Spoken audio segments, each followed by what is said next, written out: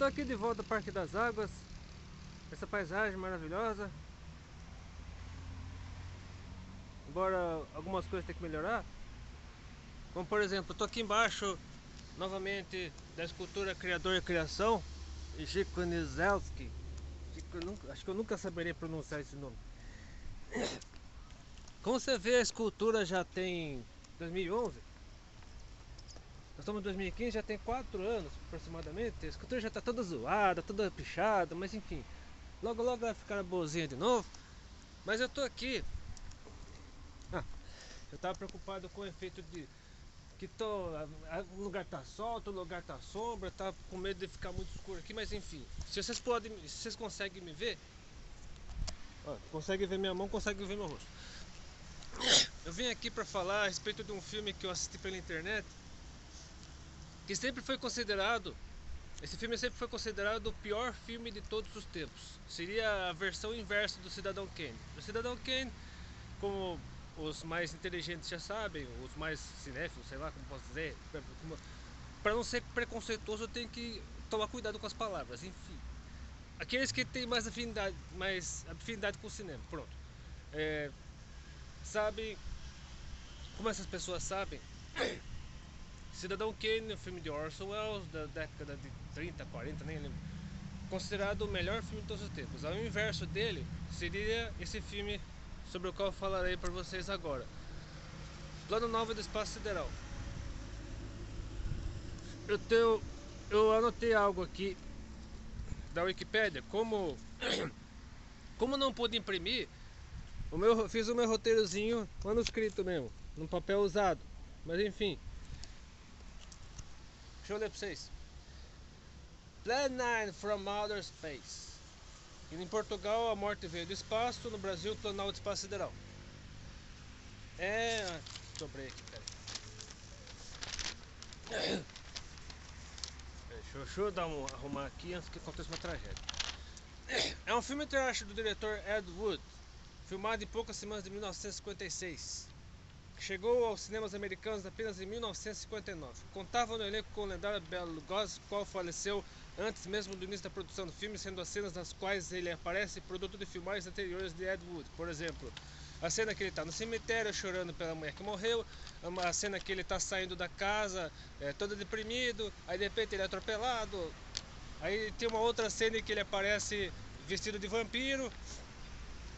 E o personagem dele nesse filme, sobre o qual eu tô falando agora, ele aparece quase o tempo todo assim, com uma capa preta cobrindo uma parte do rosto, porque na verdade é o dublê, porque o ator mesmo morreu antes do filme estrear. Então gravaram algumas cenas do ator no filme e puseram nesse filme novo aí, sobre o qual eu tô falando agora. Além de Bela Lugosi, o elenco trazia os caricatos Vampira, uma mulher que com roupa de Mortícia, sei lá, aquela mulher lá da Família Addams. E só que sem o negócio branco no cabelo. E Thor Johnson é um gordão, careca, em papéis de mortos-vivos trazidos de volta à vida por raios de pistolas alienígenas. O filme é tido como cult movie por muitos admiradores. Ed Wood, no caso, diretor, produtor, roteirista, tudo. Acho que o cara fez o filme sozinho. Não viveu o suficiente para ver o anti-sucesso de sua obra-prima, considerado por ele seu Citizen Kane, ou seja, Cidadão Kane. Segundo o enredo, alienígenas trazem os mortos de volta à vida, seguindo o famoso Plano 9 que dá título ao filme, com a intenção de fazê-los dominar os vivos. Isso evitaria a destruição de todo o sistema solar por uma bomba chamada Solo Bonite, que, segundo os extraterrestres, o homem desenvolveria no futuro próximo, ameaçando assim todos os planetas. É engraçado, mas assim, lendo assim o comentário, é engraçado. Só que assim, a mensagem do filme, eu assisti o filme inteiro, consegui assistir o filme inteiro, porque eu achei o filme interessante, sinceramente. O filme, apesar de tosco, filme preto e branco, muito mal gravado, né? Os discos voadores eram montagens. Eu não sei como é que conseguiram esconder os barbantes. Sei que aqueles disquinhos de...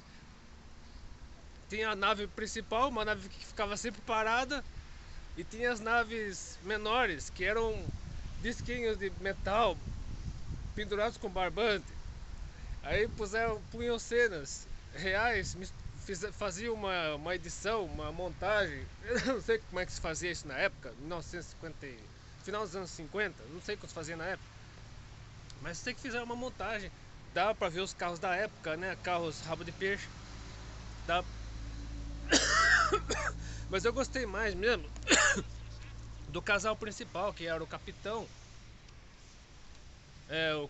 o piloto do avião, o piloto do avião, o comandante, sei lá, e a esposa dele, que ficava sempre esperando pelo marido lá, aquele casalzinho apaixonado, provavelmente não tinha filhos, ou então eram recém-casados. Só que aí, deixa eu explicar o filme dele logo, vai. O filme começa no cemitério com o cara lá enterrando a mulher, e de repente ele morre também atropelado. E os alienígenas no filme, no caso, eles ressuscitam mortos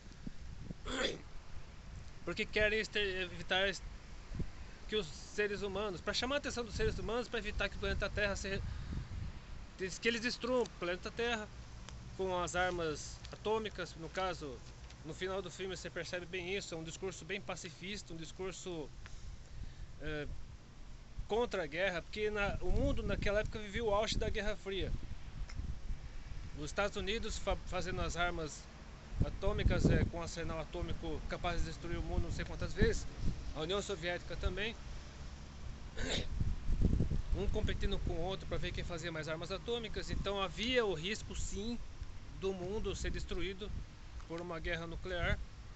Hoje eu não sei se existe ainda, mas naquela época havia o risco real do mundo ser destruído por uma guerra nuclear. Tanto que em 1962 a União Soviética levou mísseis para Cuba, os Estados Unidos descobriu. Aí por muito pouco o mundo não acabou naquela época. No fim o Kennedy com o Khrushchev lá se entenderam e o mundo acabou. Aí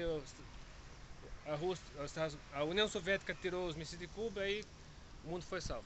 Mas voltando ao filme, havia os extraterrestres que no filme eram idênticos aos humanos, que estavam num estúdio de papelão com umas cortinas, sabe-se lá do que, um uniforme tosco, que fazia o movimento assim, cruzando as mãos no peito. Não dá pra fazer isso agora porque não tem onde colocar a câmera.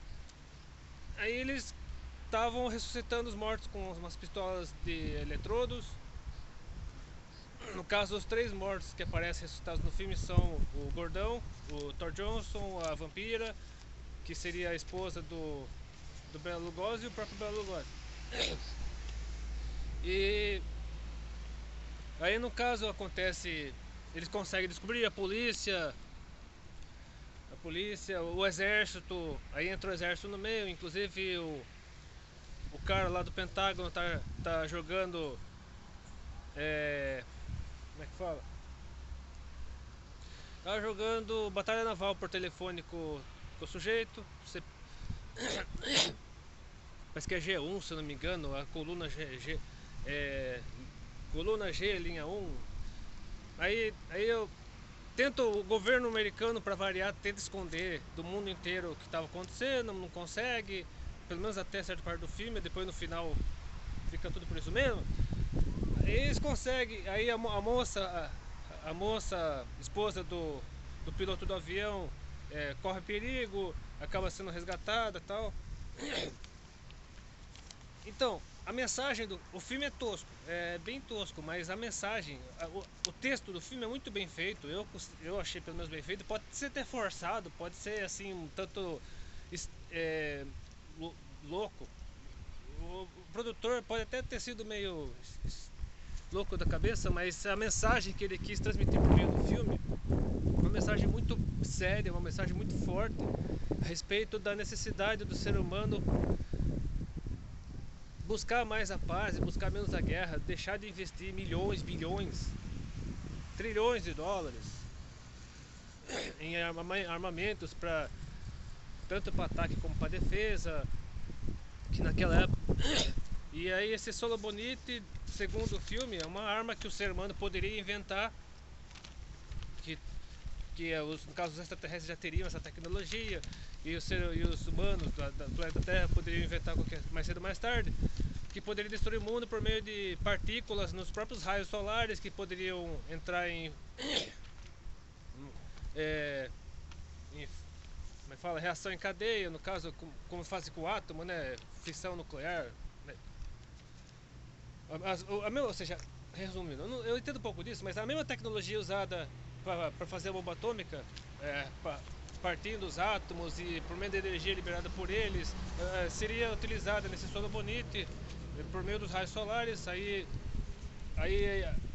os raios solares que viessem do Sol explodiriam, a Terra explodiria, pegaria fogo, aí depois voltaria para o Sol, e por meio dos raios solares geraria uma reação em cadeia destruindo todo o universo. Negócio meio complicado, mas que se você pesquisar Solo Bonite na internet você entenderá. Mas é isso, a mensagem do filme é uma mensagem pacifista. No fundo é uma mensagem que tem ela é edificante, assim, no sentido de fazer o ser humano pensar mais em si, em se preservar, em investir o dinheiro mais em coisas saudáveis, em acabar com a fome, em diminuir a pobreza, a miséria, as desigualdades sociais, investir mais no bem-estar do ser humano. É claro, e tem o aspecto dos extraterrestres, só que sobre isso eu gostaria de falar, citar o texto bíblico. Você achou que eu não falaria sobre esse assunto? Então eu falaria sobre esse assunto, só que não da maneira como você esperava. Porque assim, eu particularmente não creio em extraterrestres. Se existirem, isso não me deixará mais ou menos cristão. Sabe aqueles bichinhos, aqueles monstrinhos? Aquelas magricelinho, baixinho, com aquela cabeça gigante, aquele cérebro enorme, os olhos assim, aqueles olhos pretos que parece sabe lá o que, narizinho, boquinha. O estereótipo tradicional do extraterrestre, que dizem que o governo americano tenta esconder do resto do mundo, não sei o que, aquela teoria da conspiração, papapá. Cadê? Deuteronômio 29 e 29. Eu vou mostrar.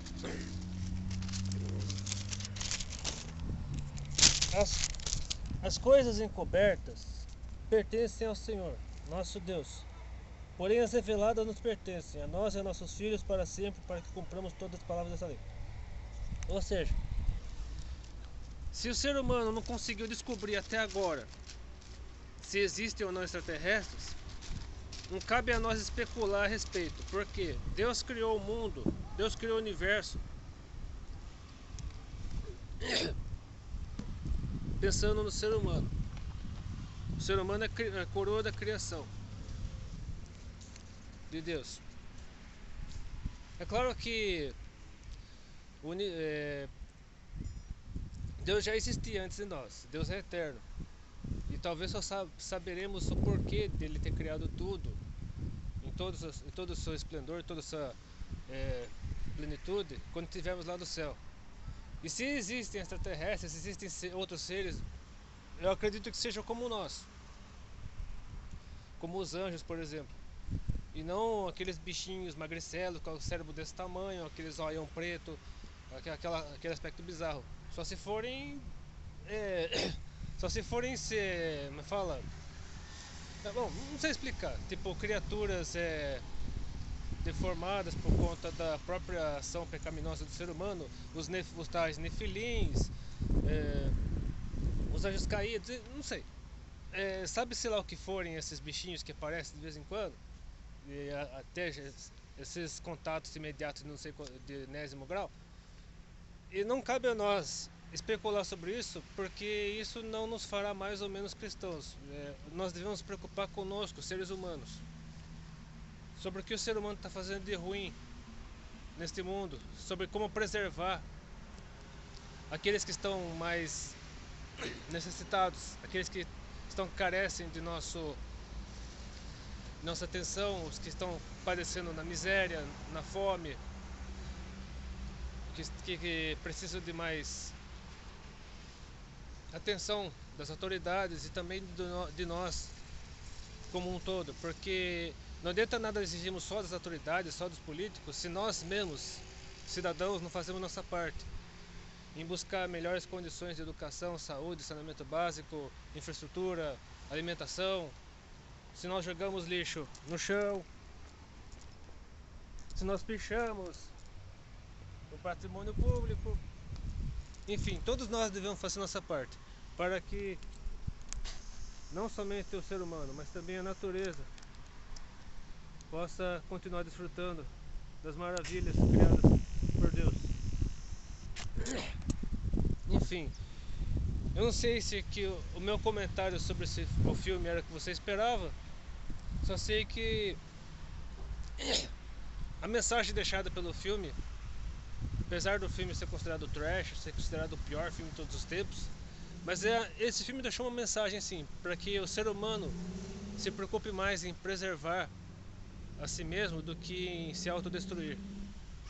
E que quando Cristo voltar, vier julgar o mundo e levar para si aqueles que permanecerem fiéis a Ele até lá, Ele reconstruirá tudo, sim, mas Ele punirá aqueles que não levarem a sério as advertências da palavra de Deus.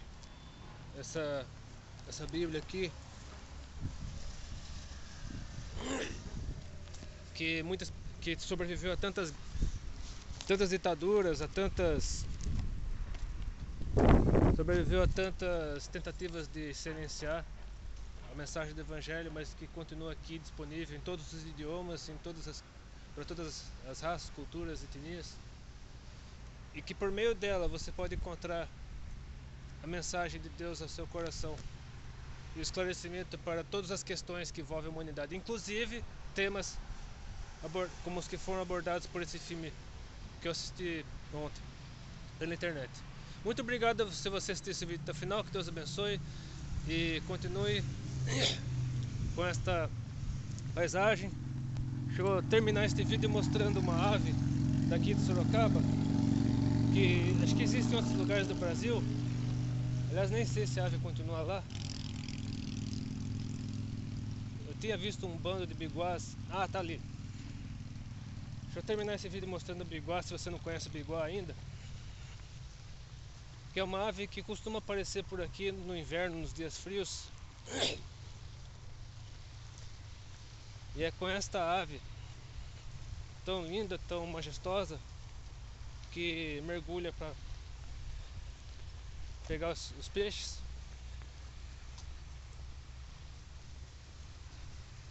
que eu gostaria de encerrar esse vídeo. Não somente com essa natureza, com essa área, esse parque aqui, que é um dos parques mais visitados de Sorocaba atualmente, também com essa ave, o biguá. Eu gostaria de encerrar esse vídeo desejando a todos que possam